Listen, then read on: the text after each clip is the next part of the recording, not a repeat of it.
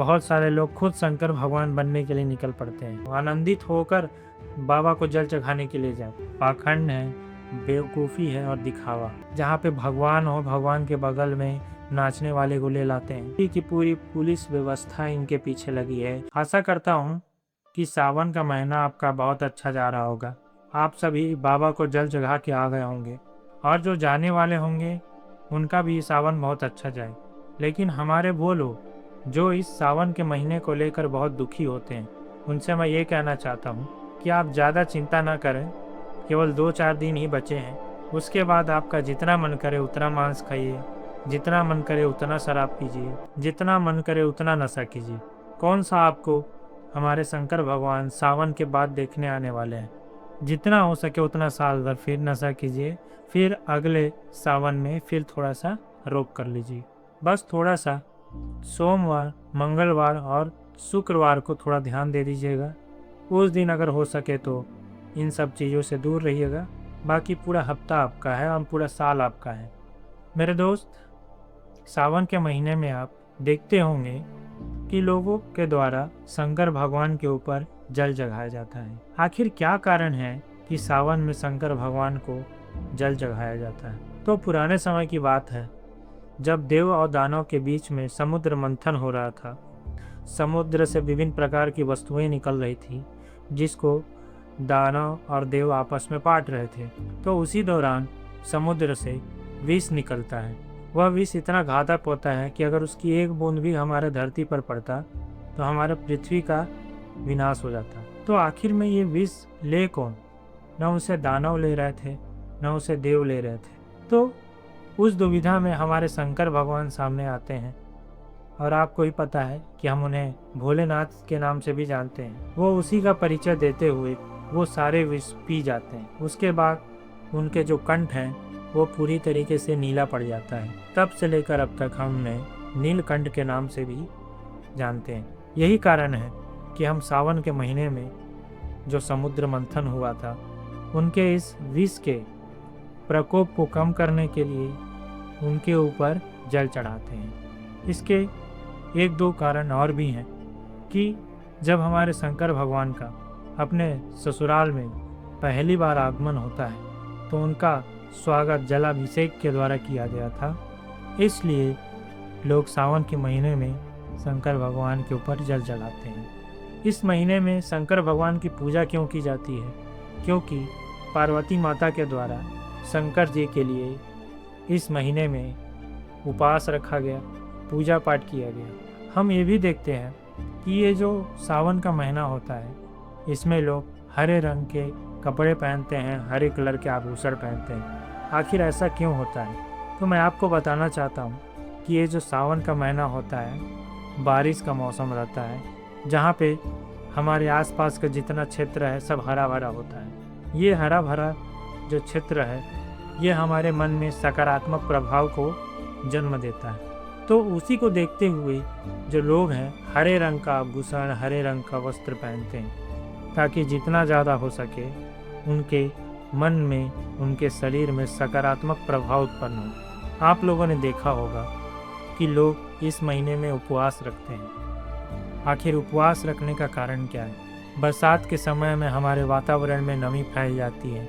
उस नमी के कारण हमारा डाइजेस्टिव सिस्टम कमज़ोर हो जाता है, जिसको बेहतर करने के लिए, चलाने के लिए लोगों के द्वारा उपवास रहकर हल्के खाने खाए जाते हैं, जैसे फल हो गए। यही कारण है कि इस सावन के महीने में लोगों के द्वारा शंकर भगवान की पूजा की जाती है, उपवास रखा जाता है, जल चढ़ाया जाता है, व्रत रखा जाता है और हरे रंग के वस्त्र पहने जाते हैं। अभी तक मैंने जो भी चीज़ें आपको बताई वो आपको शायद पहले से पता होगा, और आपको सावन के महीने में किस प्रकार से पूजा करना चाहिए ये सारी चीज़ें आपको पता होगा।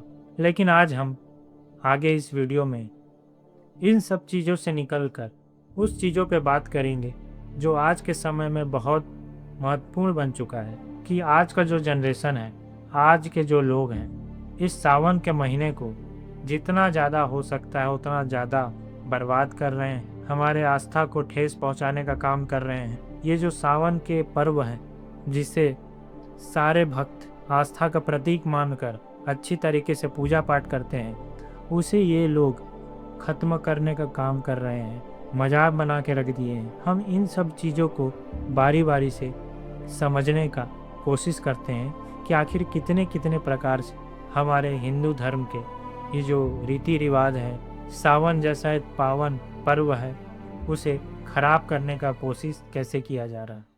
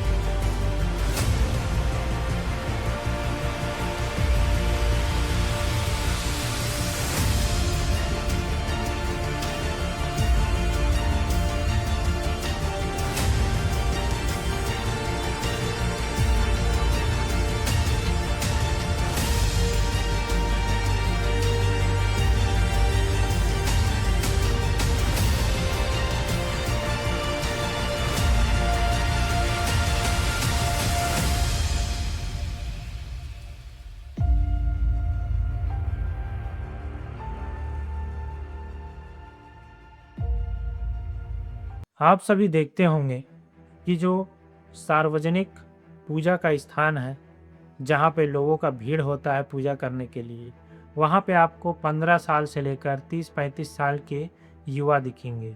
उन युवा के द्वारा ही इस प्रकार का अभद्र व्यवहार किया जाता है, हमारे रीति रिवाज परंपराओं को नष्ट किया जा रहा है। उनके घर वाले भी उन्हें फोर्स करते हैं कि सावन का महीना आने वाला है, सावन के महीने में आपको कुछ भी उल्टा पुल्टा नहीं खाना है, जितना हो सके सावन शुरू होने से पहले खा लो। ये पेरेंट्स अपने बच्चों को उस चीज़ के लिए तैयार कर रहे हैं जिस चीज़ के लिए शायद इनको खुद पता नहीं है। आपकी जानकारी के लिए मैं बता दूं कि हमारे जो शंकर भगवान हैं, उनका एक नाम पशुपतिनाथ भी है। तो जो महीना हमारे शंकर भगवान के लिए बनाया गया है, उसको मनाने के लिए आप अपने बच्चों को तैयार कर रहे हो, लेकिन उस पशुपतिनाथ के उन पशुओं को जल्दी से जल्दी खाने के लिए, जल्दी से जल्दी मारने के लिए भी आप बोल रहे हो। तो क्या इस प्रकार का पूजा आपके लिए सही होगा? क्या भगवान आपको माफ़ करेंगे या आपकी पूजे पाठ को जो महीने भर करिएगा उसको मानेंगे? बिल्कुल भी नहीं। जैसा कि आप सभी जानते हैं कि सावन के महीने में जो हमारे विभिन्न 12 ज्योतिर्लिंग हैं, शंकर भगवान के बहुत सारे मंदिर हैं, वहाँ पे जल चढ़ाया जाता है। लोग बाबा धाम जाते हैं जल चढ़ाने के लिए, अनेक प्रकार के मंदिरों में जाते हैं जल चढ़ाने के लिए। तो उसी के दौरान हमें इस प्रकार की स्थिति देखने को मिलती है कि उनके भक्त तो कम रहते हैं लेकिन गुंडे ज़्यादा रहते हैं। ऐसे भक्त बनते ही क्यों हैं, मेरे को समझ नहीं आता। शायद ये शंकर भगवान के भक्त नहीं, ये शायद रावण के भक्त हैं। रावण से सीख कर बस भगवान की पूजा करने के लिए निकल गए हैं। लेकिन जहाँ तक मुझे लगता है कि ये तो रावण से भी कुछ नहीं सीख पाए, और जब आप रावण से ही कुछ नहीं सीख पाए तो शंकर भगवान को सीखने समझने की तो बहुत दूर की बात है। अगर आप रावण से भी कुछ सीखे होते तो इतना आपको पता होता कि कम से कम जब हम शंकर भगवान की पूजा कर रहे हैं, शंकर भगवान का सावन जैसा ऐसा पर्व है, ऐसा महीना है, उसमें तक तो हमको लड़ाई झगड़ा नहीं करना चाहिए, उसमें हमें मारपीट नहीं करना चाहिए, उसमें हमें गाली गलौज नहीं करना चाहिए, उसमें हमें किसी प्रकार का नशा नहीं करना चाहिए।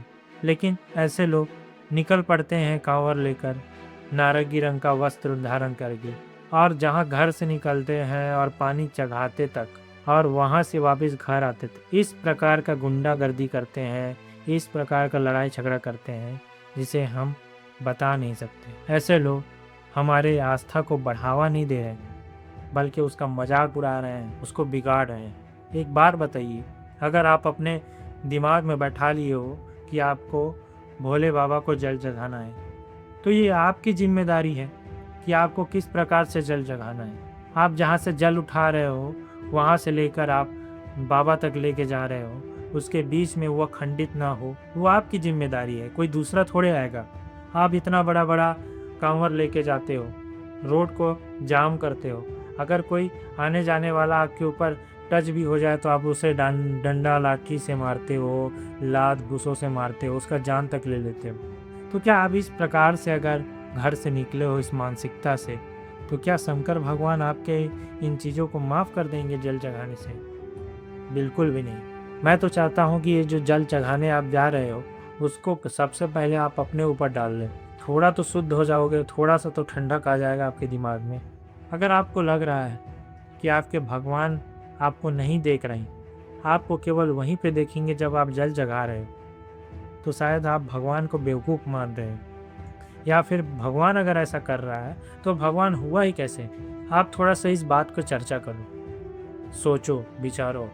इन जैसे बेवकूफ़ों के लिए स्कूल बंद कर दिए जाते हैं, ये लोग हथियार लेकर तक जाते हैं शंकर भगवान को जल चढ़ाने के लिए। या तो ये पूरी तैयारी में जाते हैं, या तो इन्हें पता होता है कि वहाँ पे इस प्रकार की स्थिति होगी कि हमें अपना हथियार निकालना पड़ेगा। तो आखिर आप जाते ही क्यों? अगर आपको लड़ाई झगड़ा ही करना है तो आप जाते ही क्यों हो बाबा को जल चढ़ाने के लिए?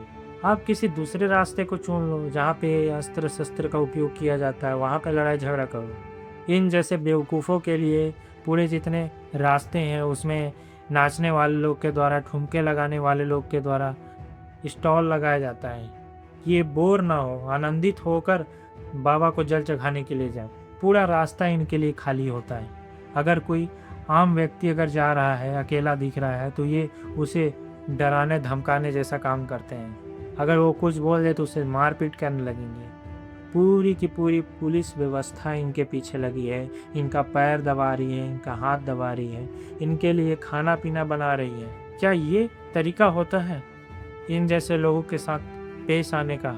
अगर सरकार, जनता आपको भक्त मान रही है तो आपको उस प्रकार के जैसा व्यवहार करना चाहिए, लेकिन आप वैसा ना करके केवल अपना मजाक बना रहे हो, अपने धर्म का मजाक बना रहे हो। ये हमारे 15, 16, 17, 18 साल के जो बच्चे हैं, अगर इनको मौका मिल जाए किसी रैली में जाने का, अपना कर्तव्य दिखाने का, तो ये पता नहीं कितने प्रकार के अजब अजब का कर्तव्य दिखाते हैं। बस इनको एक डीजे चाहिए, इनको एक ऐसा माहौल चाहिए जहाँ पे अपना नृत्य, अपना कला दिखा सकें। मंदिर में अगर आपको बोर लग रहा है, आपको मज़ा नहीं आ रहा है, तो वहाँ भी ये लोग सुविधा देते हैं। अंदर में नाचने वाले ले लाते हैं, जहाँ पे भगवान हो, भगवान के बगल में नाचने वाले को ले लाते हैं, जिससे इनका आनंद आए, इनके मंदिर का प्रचार प्रसार हो, इनका कमाई हो, इनके भक्त ज़्यादा से ज़्यादा मंदिर में आए। अगर इसमें भी इंटरेस्ट ना आए इन लोग, तो भगवान को रोड में नचाने का काम भी इन लोग करते हैं। उसमें भी अगर आनंद ना आए तो भगवान को इतने छोटे छोटे कपड़े पहना कर नचाते हैं, जिससे लोग देखने पर मजबूर हो जाए कि हमारे भगवान कैसे रहते हैं। इस प्रकार से इस हद तक हमारे भगवानों का, हमारे मंदिर का, हमारे आस्था का मजाक बनाया जा रहा है। और लोग भी इतने बेवकूफ़ हैं कि अगर वो जा रहे हैं, इस प्रकार की घटना देख रहे हैं, तो उसको रोकने की बजाय उसके साथ सेल्फी ले रहे हैं, वीडियो बना रहे हैं और वायरल कर रहे हैं। आप ही थोड़ा सोचो, क्या ये सही है हमारे लिए? क्या यही तरीका है बाबा धाम जाने? क्या यही तरीका है बाबा को जल चढ़ाने का? बिल्कुल भी नहीं। ऐसे स्थानों पर जहाँ पे पूजा पाठ होती है, डीजे का बहुत ही बड़ा महत्व है आज के समय।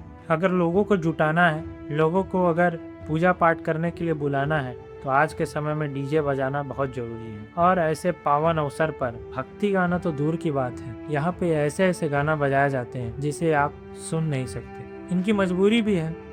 आज के समय में भक्ति गाने में नाचना ही कौन चाहेगा, भक्ति गाना गाना कौन चाहेगा, कोई नहीं। सबको ऐसे ऐसे गाने चाहिए जिसमें डांस करते बने, अलग अलग प्रकार के करतब दिखाते बने। आज के समय में भक्ति गाना कोई नहीं सुनता। जो सुनता है वो ऐसे जगह पे नहीं सुनता, वो शांत जगह में जाके वो भक्ति गाना सुनता है।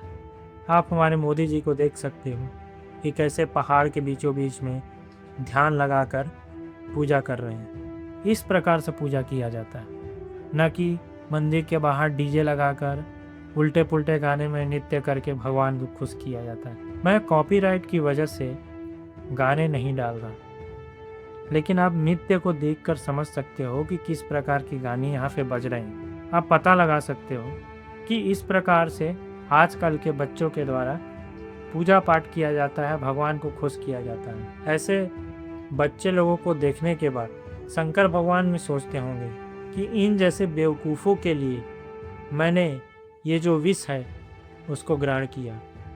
काश मैं उस विष को उस दिन ग्रहण न करके एक दो बूंद इस पृथ्वी में गिरा देता तो ऐसे नमूने जन्म ही न लेते। सावन के महीने में हमारे शंकर भगवान ने विष पीकर हमारे पृथ्वी का विनाश होने से हमें बचाया। जो पहले से इतना गंदा स्थान है, उस स्थान को ये जो नाम मात्र के भक्त हैं जितना हो सके उतना ज़्यादा गंदा करने का कोशिश कर रहे हैं। सार्वजनिक स्थान पे गंदा करेंगे, पवित्र नदियों के ऊपर अपना कांवर फेंक रहे हैं, कचरा फेंक रहे हैं। जहाँ पे बहुत ज़्यादा भीड़ है वहाँ पे कपड़े फेंक रहे हैं, वो डब्बे फेंक रहे हैं जिसमें जल लेकर आए थे, जिसमें पूरा का पूरा हमारे शंकर भगवान का नाम लिखा हुआ है, उनका फ़ोटो बना हुआ है। जो नीचे फेंका हुआ है वो सारे लोगों के पैर में पड़ रहा है। तो क्या आपका इसी प्रकार का पूजा है? केवल जल चढ़ाने के लिए ही घर से निकले हो, बाकी और कोई मर्यादा नहीं है आपका कि किस प्रकार से पूजा किया जाता है, किस प्रकार से आस्था रखा जाता है? क्या जल चढ़ा देने से ही आपका पूजा संपन्न हो जाएगा? जल चढ़ाने से पहले आपने कितनी भी बुराइयाँ की हो, जल चढ़ाने के बाद आप जाकर कितने बुराई करें, लेकिन आपने अगर जल चढ़ा दिया तो आपका सारे पाप माफ़ हो जाएंगे आपके नज़रों में। तो ऐसा बिल्कुल भी नहीं है। अगर आप केवल जल चढ़ाने के लिए इतने दूर गए हो तो आपको कोई भक्त नहीं कहेगा, आपको मक्कड़ कहा जाएगा। जब आप अपने घर के एकदम पास वाले मंदिर पर जाकर जल नहीं चढ़ा सकते तो आप इतने दूर आए हो जल चढ़ाने के लिए, तो आपको क्या ही बोला जा सकता है? भगवान तो आपके मंदिर में भी थे, गांव के, आपके इलाके के। आपको इतने दूर आने का क्या ज़रूरत था? बस दिखावा है कि लोग आपको जाने, आपको पहचाने, आपके रिश्तेदार जाने कि हाँ आप जल चढ़ाने गए थे इतने दूर। बस आपको दिखावा करना है। तो दिखावे वाले लोगों के लिए पूजा पाठ नहीं है, ये आस्था नहीं है, ये धर्म नीति ये सब नहीं है। आप अपने ज़िंदगी में मस्त रहिए, पूजा पाठ को दूर छोड़ दीजिए। अगर इसी प्रकार से करना है तो आपका इन सब चीज़ों से कोई फ़ायदा नहीं होने वाला है। जब आपका मन ही साफ नहीं है तो किस प्रकार का पूजा करोगे? अगर इसके बावजूद भी भगवान आपके जितने भी पाप हैं उसको माफ़ कर रहे हैं तो मैं मानता हूँ कि वो भगवान नहीं है। आप ही सोचो, आप ही समझो, आप ज़्यादा समझदार। लोग इतनी दूर से जल चढ़ाने के लिए आते हैं, कोई पैदल आता है, कोई वाहन में आता है, सबका अलग अलग साधन है, लेकिन सब दूर से जल चढ़ाने के लिए आते हैं। लेकिन व्यवस्था इस प्रकार का होता है कि लोग शंकर भगवान को देखना तो दूर, क्या उनके ऊपर उनका जल चढ़ रहा है ये तक पता नहीं होता है। इस प्रकार से जल चढ़ाया जाता है। इसका पूरा का पूरा एक ही कारण है, वीआईपी दर्शन। अगर आपके पास पैसा है, आप एक वीआईपी पर्सन हो, तो आप भगवान को भी खरीद सकते हो, भगवान के पूजे को भी खरीद सकते हो। अगर आपके पास पैसा नहीं है तो आपको लाइन लगाना पड़ेगा। जब वीआईपी वाले वहाँ से दर्शन करके निकल जाएंगे तभी आप पूजा कर सकते हो। तो ये सारी चीज़ें यहाँ पे सरकार ठेलों से, ट्रांसपोर्ट से, जितने भी वाहन हैं उनसे हर एक प्रकार का टैक्स ले रहा है। आप जिस भी जगह पे जाओगे वहाँ पे टैक्स लिया जा रहा है, लेकिन उसी टैक्स से जो सुविधा देना चाहिए वो सुविधा नाम मात्र के लिए है। ना खाने को अच्छा खाना मिल रहा है, रात को खाना सवेरे मिल रहा है, सवेरे का खाना रात को मिल रहा है। आदमी करे तो करे क्या? अपने आप को बचाए कि अपने परिवार वाले को बचाए, कि अपना चप्पल बचाए, कि अपना पर्स बचाए जिसमें वो पैसा रखा है। नहाते समय कहाँ रखे? किसी प्रकार का कोई सुविधा नहीं है। बस टैक्स तो भरपूर लिया जा रहा है, जहाँ पे हो सकता है हर जगह, हर मंदिर के सामने, हर जगह लिया जा रहा है। लेकिन क्या उस प्रकार का सुविधा दिया जा रहा है? बिल्कुल भी नहीं। इसके ऊपर भी थोड़ा विचार कीजिए, समझिए क्या ये सब चीज़ें सही हैं। जल चढ़ाने का एक नियम है कि आप जल जहाँ से उठाते हो और जहाँ जाकर आपको जल चढ़ाना है, उसके बीच में आपको पैदल चलना है, चाहे उसकी दूरी कितनी भी हो। लेकिन ये जो नियम होता है, ये नियम बनाया कौन है? शंकर भगवान आके तो नहीं बोले होंगे कि बच्चा आप जहाँ से जल उठा रहे हो वहाँ से चल कर मेरे पास आना है और जल चढ़ाना है। भाई, जिनके सर से जल ऐसे ही बह रहा है, उन्हें क्या ज़रूरत है जल चढ़ाने का? आप ही सोचो।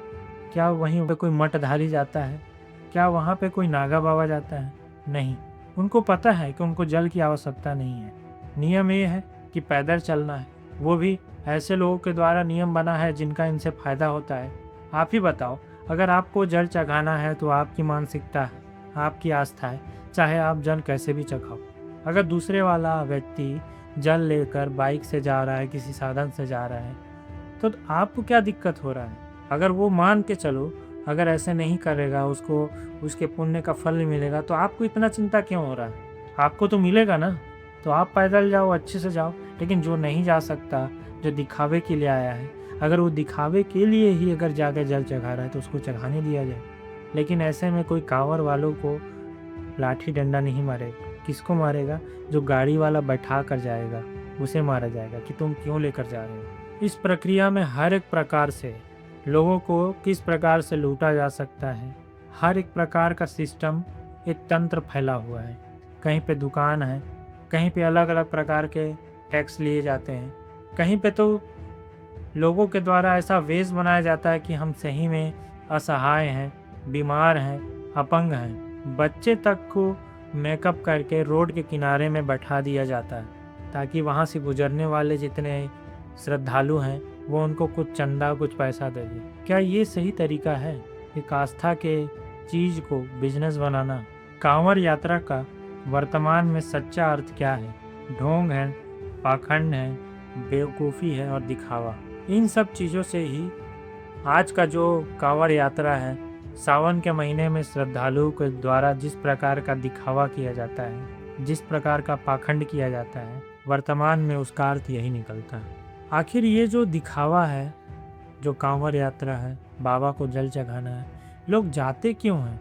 लोग वहाँ पे मनोरंजन करने के लिए जाते हैं, लोग वहाँ पे नशा करने के लिए जाते हैं, लोग वहाँ पे लड़ाई झगड़ा करने के लिए जाते हैं। उस पवित्र जगह को गंदा करने के लिए लोग वहाँ पे जाते हैं और उसके बाद जल चढ़ाकर ये सोचते हैं कि उनके सारे जो पाप हैं वो माफ़ हो जाएं। आप जितना भी जल चढ़ा लो, जितना भी पूजा कर लो, लेकिन अगर आपकी स्थिति इसी प्रकार की होगी तो आपके जल चढ़ाने से कोई फ़ायदा नहीं होने वाला है। आपके जितने पाप हैं वो कभी हटने वाले नहीं।